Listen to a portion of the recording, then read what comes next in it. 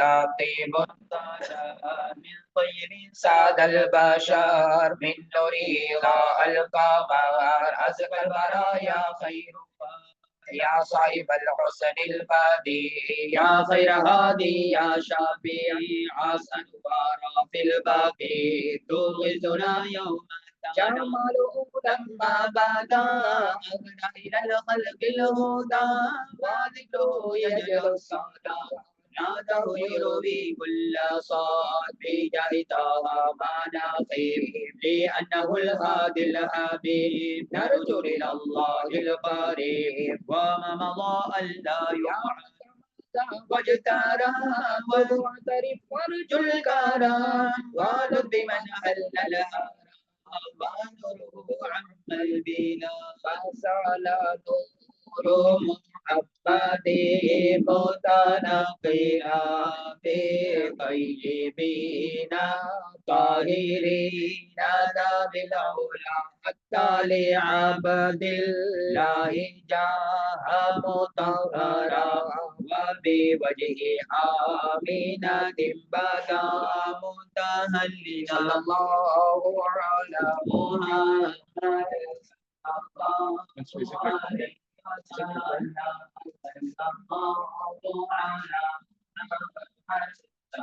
الله عليه وسلم صلى الله على محمد يا ربي صل وسلم بنا باغتمامي على شفيع الأنام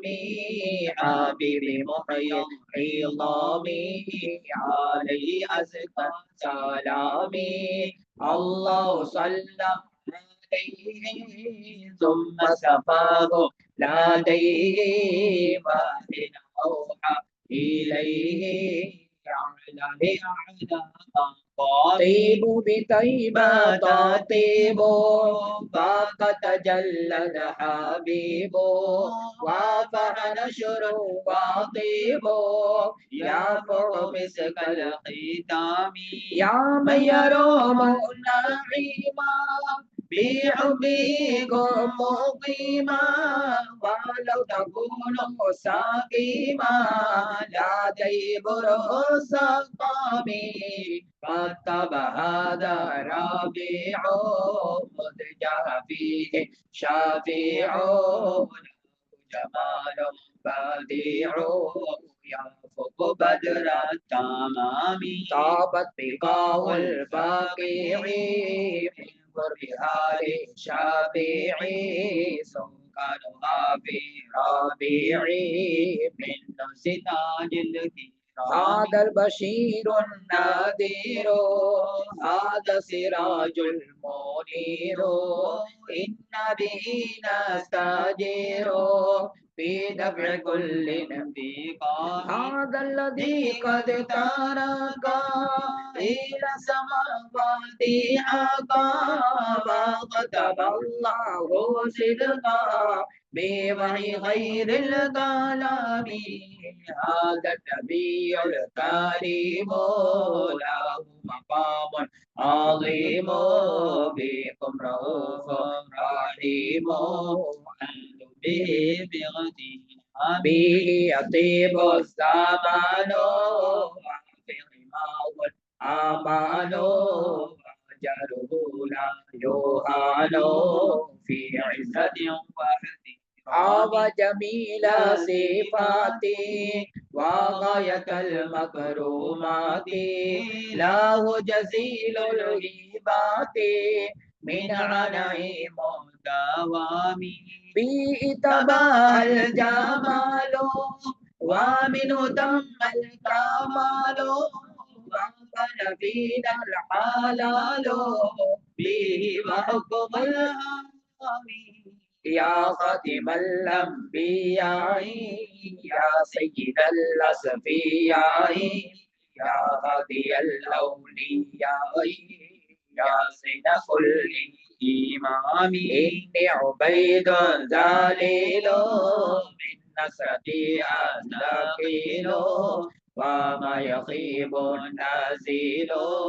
في حي راحسي يا رب أحسن خلاصي واغفر بغير قصاص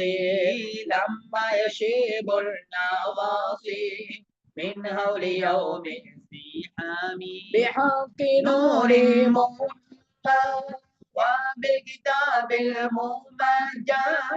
اجعل لنا رادهما يوم الكروب العظام بمن أتى بالكتاب ومن أتى للصواب جدل بشرب شراب يحيى به كل صلى الله سلام على الذين إمام رسل عليهم سلام والله صلى الله على محمد صلى الله عليه وسلم صلى الله على محمد صلى الله عليه وسلم صلى الله على محمد يا ربي صل وسلم يا مصطفى يا مرتضى يا سندي يا سيدي يا شافعي خذ بيدي أزكى صلاة والسلام سرمدي عليك برب العباد صمد قصدتك بفاقتي ونادمي أرجو جزيل فضلكم والكرم مستشفعا نزيل هذا العالم فلاحظوني بدوام قد فقتم الخلق بحسن الخلق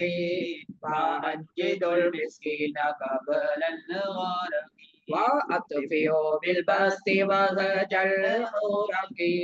وأبرد باللطف هذا الكبد ما فدموا لا يزالون دما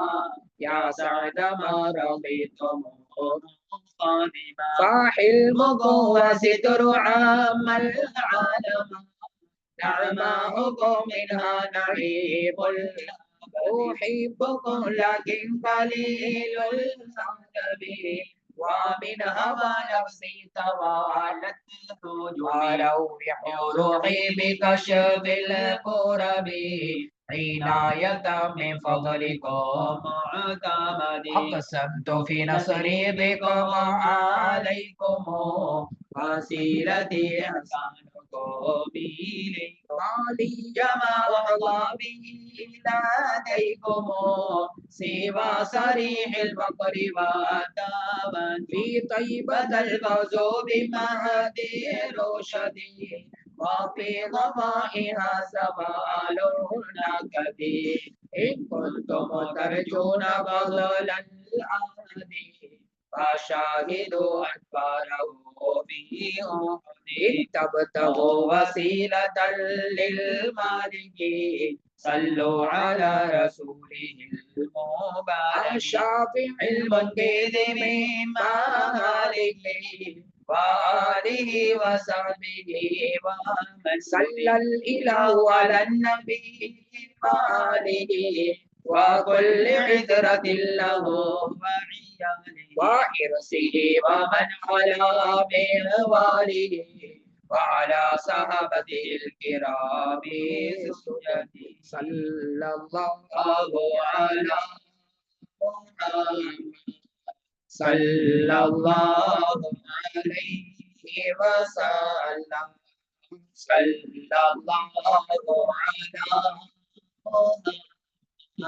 صلى الله عليه وسلم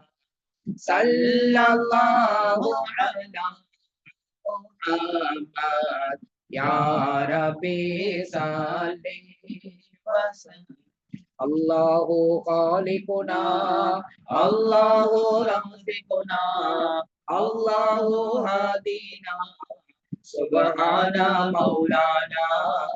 تمجيد القهار صلوا على المختار يا معشر الحضار ذي الحسن والأنوار واستغفر الغفار تنجو مع الأبرار يا مولد الهادي أذهبت القاضي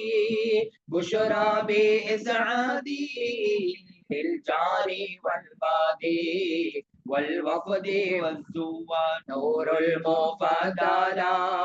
وافد به الأفراح طابت به الأرواح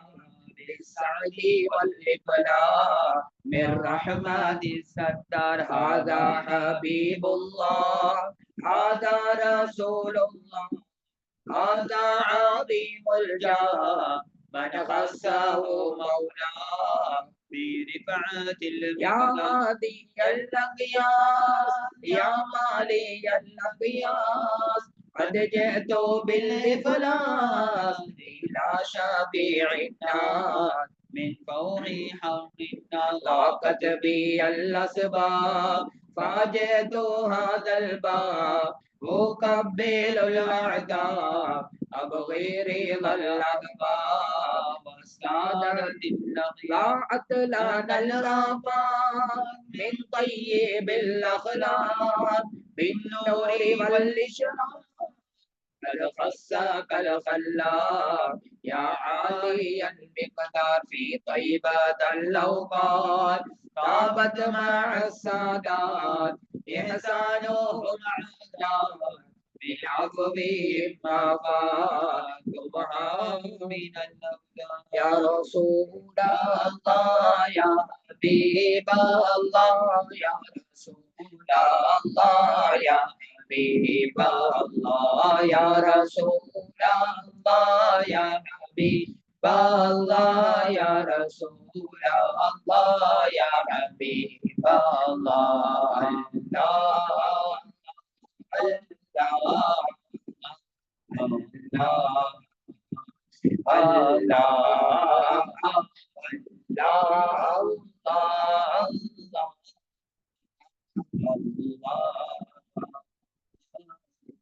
إن بيدا أنت ساكنه ليس محتاجا إلى السرج وجهك الله حجتنا يوم يأتي الناس بالحجج ومريضا أنت عائده قد أتاه الله بالفرج وزمن قد كنت بغيته وسما بعرقاء ونادى بالحب مهجته سمع بالروح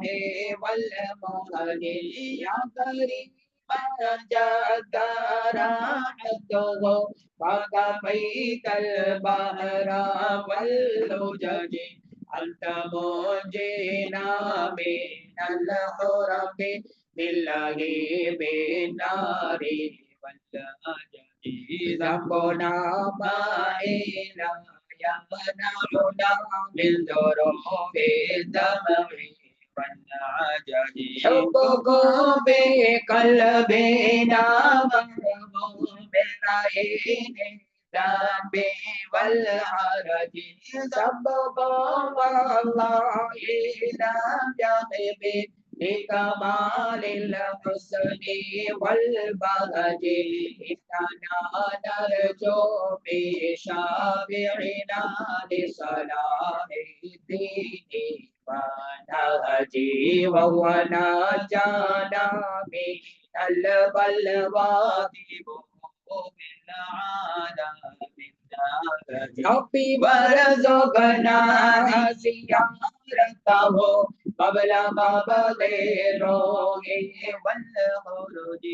ربي وارزقنا زيارته قبل قبض روحي والخروج ربي وارزقنا زيارته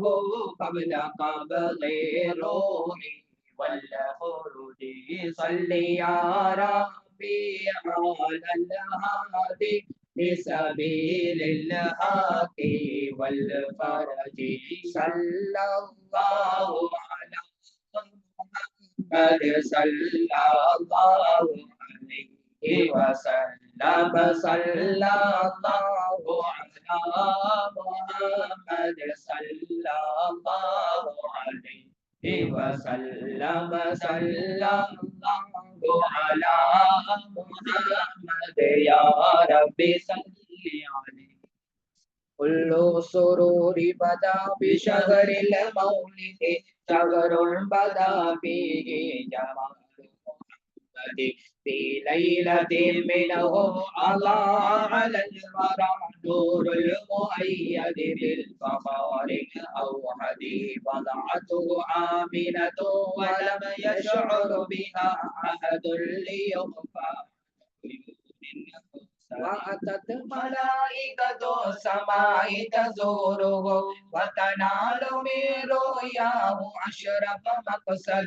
جاءوا بإبريق وتشتير سعد جنباته من لؤلؤ وزبرجد غسله جلاه وختمه تمت برؤيته نبوة أحمد ماء زمزم كان غسل صدوره ولزمزم الشرف الجسيم بمسند ناداهم الرحمن أن توبوا به بالعرش مع دار النعيم ثم عرضوه على الخلائق كلها من كل روحان وكل مجسد وهو الذي من كان في الدنيا له توهيئا بالسلامة صلى الله ومن يهوب بعرشه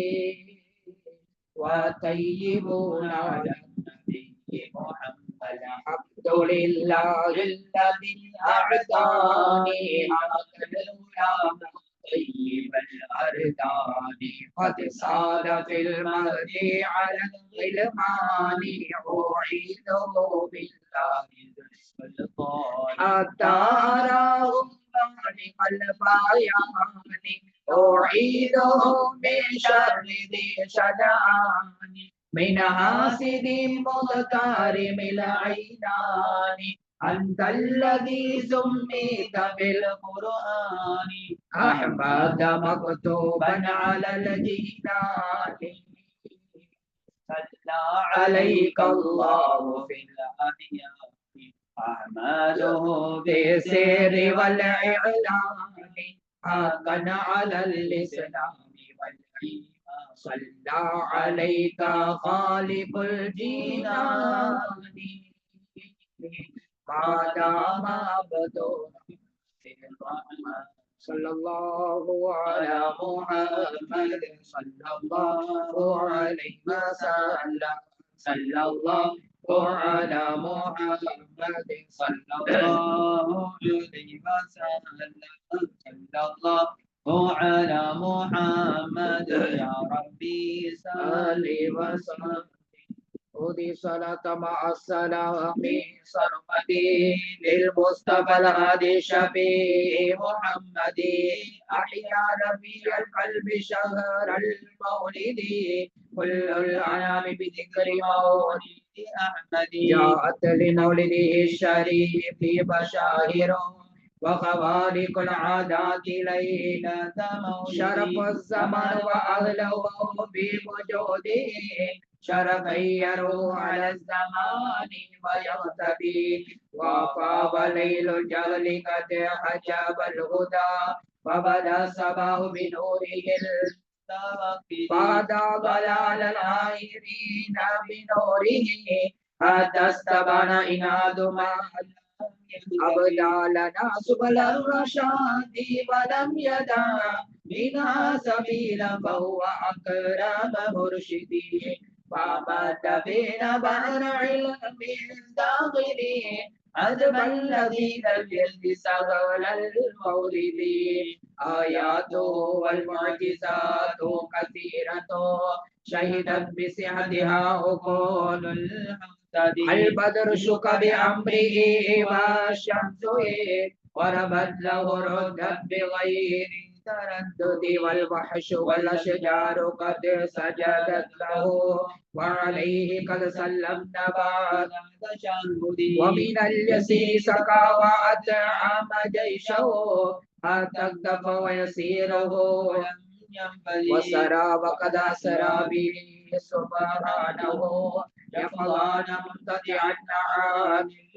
وعلى الأخلاق والأملاك به مسراه يشهد ثم ما لم تشهد وله مدى أنفاسه مع ربه ما شهد من قرب ولا ذات مشهد وله الوسيلة والفضيلة والعلا ومقامه المحمود يوم الموعد أوصافه ما ينتهي تعدادها والمدح يقصر عن بلوغ يا سيد السادات جئتك قاصدا أرجو همك فلا تخيب مقصدي ما لي سوى حبي لديك وسيلة فمن علي بفضل جودك سعدي إني نزلك والنزيل لديك يا خير الأنام بكل خير وعليك منا كل وقت دائما أزكى الصلاة مع السلام وعلى صحابتك الكرام جميعهم والتابعين لهم بخير قد عل بما قد علمت من العذاب والظلم وضعف الشديد اشفع لربك أن يعافيني لا يشمت الأعداء بي يا ربي يا الله هذا المصطفى شافع في وعافي سمعي هذا سمع حديث مولد انتهى والحمد لله المعين بركاته نرجو بها في آله دنيا المصالح والشفاعة يا ربنا سر سرائرنا وسير رتنا بأسرار النبي محمد يا ربي وارحمنا ووافقنا وجود والتوب عليهمنا الرشاد واصفح ومن بجمع شمال واغفرا لمحمد بن محمد بن محمد الحمد لله رب العالمين حمدا يوافي نعمه ويكافي مزيدا اللهم صل وسلم على رسولك سيدنا محمد اعلم العالمين واشرف المرسلين مخزن كنز الوجود ومفتاح خزائن الجود وقبلة الوالد والموجود وصاحب اللواء الحمد والمقام المحمود امام جنود الملكوت وطاول حضرة الجبروت ومن زلزل المسجد اللاهوت ومحمود الملك الحي الذي لا ينام ولا يموت وصل على جميع الانبياء والمرسلين وعلى كل من وصحبه اجمعين وسلم عليهم تسليما كثيرا كثيرا والحمد لله مولاي صل وسلم دائما ابدا على حبيبك ممدوحا بفرقان حب النبي على الانسان مفترض وحب اصحابه نور ببرهان من كان يعلم أن الله خالقه لا يرمي أنا أبا بكر ببهتان ولا أبا حفص الفاروق صاحبه ولا الخليفة عثمان بن عفان ولا علي أبا السبتين نعم فتى أوصى به الله في سر وإعلان ولا سعيدا وسعدا طلعا طلحة وزبيرا عامرا وابن عوف عبدا ابن الشريعة بحر العلم منتخب والبيت لا يستوي إلا بأركان شاءت مناقبهم في الناس كلهم فيما بين علم وأحكام وتبيان لا يستطيع العدا منهم محاربة ولو أتوهم بأبطال وشجعان فهم صحابة خير الخلق خاصهم والعباد في جنات ورضوان ومن أحبهم قد نال منزلة عند الإله وجازاه بإحسان عليهم من سلام الله أطيبه بعد الصلاة على مبعوث رحمة محمد ودراره وصحبته مناهة الورقوب أوراق أغصان مولاي صل وسلم دائما أبدا على حبيبك خير الخلق كلهم. أعوذ بالله من الشيطان الرجيم بسم الله الرحمن الرحيم إلى حضرة النبي المصطفى والرسول المرتبى والحبيب المختفى سيدنا ومولانا محمد المرتضى صلى الله عليه وسلم أجمعين. الفاتحة. أعوذ بالله من الشيطان الرجيم بسم الله الرحمن الرحيم الحمد لله رب العالمين الرحمن الرحيم مالك يوم الدين إياك نعبد وإياك نستعين اهدنا الصراط المستقيم صراط الذين أنعمت عليهم غير المغضوب عليهم ولا الضالين آمين. بسم الله الرحمن الرحيم ياسين والقرآن الحكيم إنك لمن المرسلين على صراط مستقيم تنزيل العزيز الرحيم لتنذر قوما ما أنذر آباؤهم فهم غافلون لقد حق القول على أكثرهم فهم لا يؤمنون إنا جعلنا في أعناقهم أغلالا فإلى الأذقان فهم مقمحون وجعلنا من بين أيديهم سدا ومن خلفهم سدا فأغشيناهم فهم لا يبصرون وسواء عليهم أأنذرتهم أم لم تنذرهم لا يؤمنون إنما تنذر من اتبع الذكر وخشي الرحمن بالغيب فبشره بمغفرة وأجر كريم إنا نحن نحيي الموتى ونكتب ما قدموا وآثارهم وكل شيء أحصيناه في إمام مبين فاضرب لهم مثلا أصحاب القرية إذ جاءها المرسلون إذ أرسلنا إليكم اثنين فكذبوهما فعززنا بثالث فقالوا إنا إليكم مرسلون قالوا ما أنتم إلا بشر مثلنا وما أنزل الرحمن من شيء إن أنتم إلا تكذبون قالوا ربنا يعلم إنا إليكم مرسلون وما علينا إلا البلاغ المبين قالوا إنا تطيرنا بكم لئن لم تنتهوا لنرجمنكم وليمسنكم منا عذاب أليم قالوا طائركم معكم إن ذكرتم بل أنتم قوم مسرفون وجاء من أقصى المدينة تجري يسعى قال يا قوم اتبعوا المرسلين اتبعوا من لا يسألكم أجرا وهم مهتدون وما لي لا أعبد الذي فطرني وإليه ترجعون وأتخذ من دونه آلهة ليؤتم الرحمن بضر لا تغني عني شفاعتهم شيئا ولا ينقذون إني إذا لفي ضلال مبين إني آمنت بربي واسمعون قيل ادخل الجنة قال يا ليت قومي يعلمون بما غفر لي ربي وجعلني من المكرمين وما أنزلنا على قومه من بعده من السماء وما كنا منزلين إن كانت إلا صيحة واحدة فإذا هم قابلون يا حسرة على العباد ما يأتي من رسول إلا كانوا به يستهزئون ألم يروا كما أهلكنا قبلهم من القرون أنهم إليهم لا يرجعون وإن كل لما يجمعون لدينا محضرون وآية لهم الأرض والميتة وأحييناها وأخرجنا منها قبلهم فيأكلون وجعلنا فيها جنات من نخيل وأعناب وفجرنا فيها من عيون ليأكلوا من ثمره وما عملت أيديهم فلا يشكرون سبحان الذي خلق الأزواج كلها مما تنبت الأرض من نفسه ومما لا يعلمون وآية لهم الليل يسخر من النهار فإذا هم مظلمون والشمس تجري مستقرا ذلك تقدير العزيز العليم والقمر قدرناه منازل حتى عاد كالعرجون القديم لا الشمس ينبغي لها أن تدرك القمر من بين سابق النهار وكل في فلك يسبحون وآية لهم أنا حملنا ذريتهم في الفلك المشحون وخلقنا لهم من مثله ما يركبون وإن نشأ نغرقهم فلا صريخ لهم ولا هم ينقذون إلا رحمة منا ومتاع إلى حين. وإذا قيل لهم اتقوا ما بين أيديكم وما خلفكم لعلكم ترحمون فما تأتي من آية من آيات ربهم إلا كانوا عنها معرضين. وإذا قيل لهم أنفقوا ما رزقكم الله قال الذين كفروا للذين آمنوا نطعم لو يشاء الله وتعالى إن أنتم إلا في ضلال مبين. ويقولون متى هذا الوعد إن كنتم صادقين ما ينظرون إلا صيحة واحدة تأخذهم وهم يخسرون فلا يستطيعون توصية ولا إلى أهلهم يرجعون ونبي الرسول بينهم من أهل إلى ربهم يحسنون قالوا يا ويلنا من بعثنا من مرقدنا هذا ما وعد